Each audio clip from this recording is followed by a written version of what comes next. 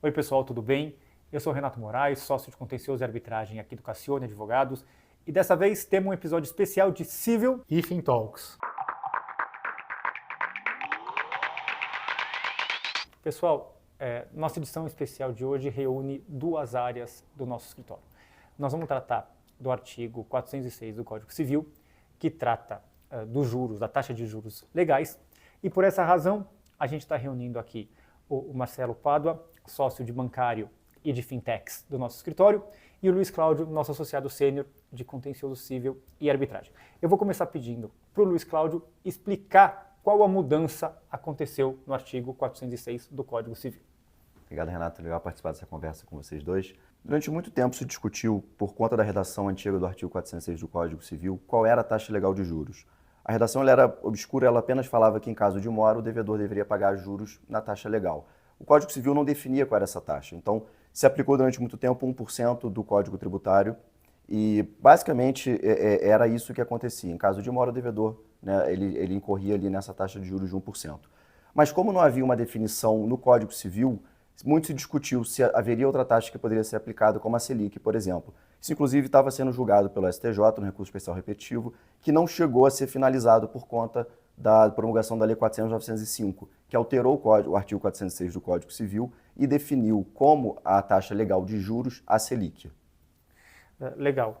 Agora, a ideia agora, a lei agora passa a estabelecer a Selic como taxa legal para correção de débitos. Como é que fica isso, Luiz, em relação à aplicação de juros e de correção monetária? Como separar esses dois índices, considerando que o artigo 406 agora fala especificamente em Selic para correção de dívidas?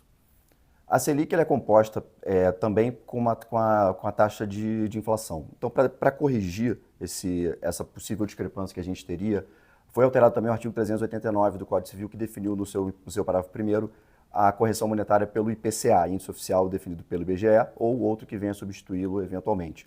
Então, definindo o índice de correção pela IPCA e os juros pela Selic, o artigo 406 também definiu no seu parágrafo 2º que a taxa de juros vai corresponder à Selic subtraindo o IPCA. Então, feito essa conta, a forma como isso vai ser feito vai ser definido pelo Conselho Monetário Nacional, mas fazendo essa conta a gente vai descobrir qual é a taxa de juros efetivamente que vai ser aplicada em caso de inadimplemento. Legal. Bom, a gente tratou aqui especificamente da taxa de juros da correção monetária aplicáveis em situação de mora, de inadimplemento contratual. Agora eu vou sair da parte contenciosa, eu vou passar para a parte consultiva e vou pedir para o Marcelo explicar para vocês como que essa inovação legislativa vai afetar os contratos e os limites de juros dentro dos contratos. Bom, Renato, as discussões sobre juros remuneratórios, elas também envolvem o artigo 406. Isso porque o artigo 591 do Código Civil, quando falava do mútuo, falava da taxa de juros e fazia uma referência expressa à taxa do 416, dizendo que os juros remuneratórios nas operações fora do sistema financeiro nacional tinham que observar o limite de juros do 416. Então, no fundo, aqueles juros lá, eles também ancoravam, de certa medida, os juros cobrados entre particulares.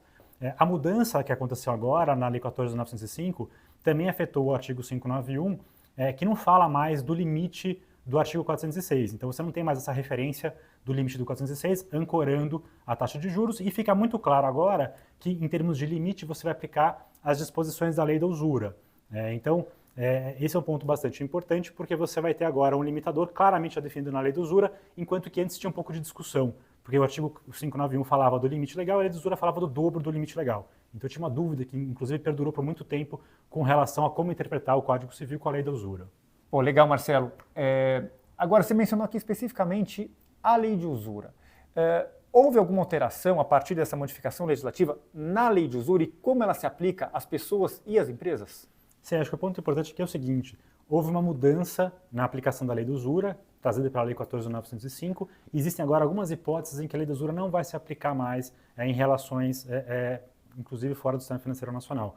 Então, dentre essas hipóteses, o que a gente destaca? Relações entre pessoas jurídicas, em que você não aplica mais o limite da lei da usura. Então, em tese, uma operação dessas, você não tem mais um limite legal de juros aplicável, né? Operações que são formalizadas por títulos de crédito ou valores imobiliários, também ficariam fora.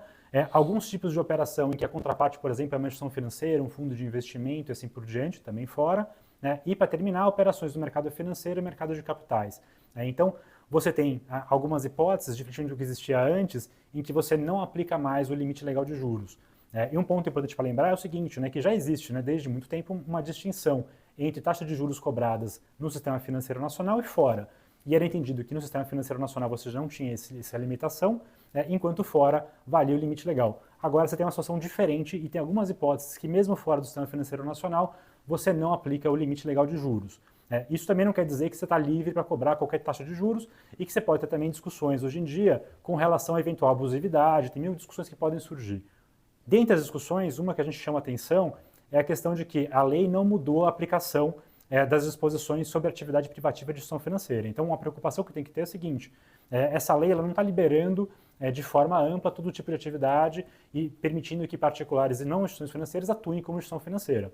Essa limitação ainda existe, e se você tiver, por exemplo, um particular, uma pessoa jurídica, atuando como se fosse uma instituição financeira, você pode sim ter responsabilização, tanto administrativa como criminal. Então, esse é um ponto importante para ter em mente, que embora tenha mudado, você tem que observar alguns balizadores e tomar alguns cuidados.